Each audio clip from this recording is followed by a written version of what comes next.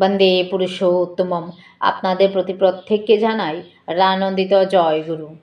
আজকে আলোচনার বিষয় অনুতাপে পাপের প্রায়শ্চিত্ত কীভাবে হয়, শ্রী শ্রী ঠাকুরের ভাবধারায় আমরা সেটা জেনে নেব।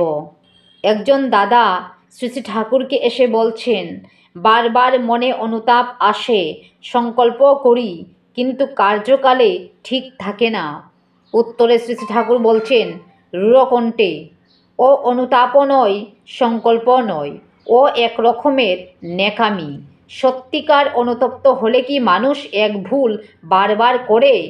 মানুষ যেমন ইচ্ছা করে ভুল পথে পা দেয়, তেমনি ইচ্ছা শক্তির বলেই তা থেকে বেরিয়ে আসতে পারে।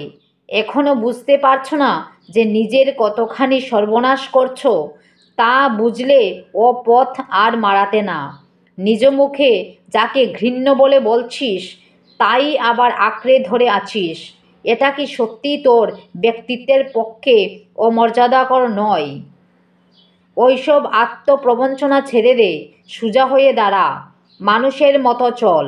যদি সত্যি অনুতাপ এসে থাকে, যা বললাম তাই করো। আর যদি মনে মনে ধারণা থাকে যা অন্যায় করেছি তার জন্য এখানকার মতো একবার প্রায়শ্চিত্ত করি, পরে আবার যদি অন্যায় করি প্রায়শ্চিত্ত করে শুদ্ধ হব, তাহলেই অমন প্রায়শ্চিত্ত না করা ভালো। প্রায়শ্চিত্তের মধ্যে কোনো যদি থাকবে না, অমন্তর অকাম আর করবই না, এই হলো সোজা কথা। মনে যদি অতখানি রোগ থাকে তবে লেগে যা। দাদাটি বিনীত কণ্ঠে বললেন, আপনি দয়া করবেন আর যেন আমার অমন দুর্বুদ্ধি না হয়। জয় গুরু।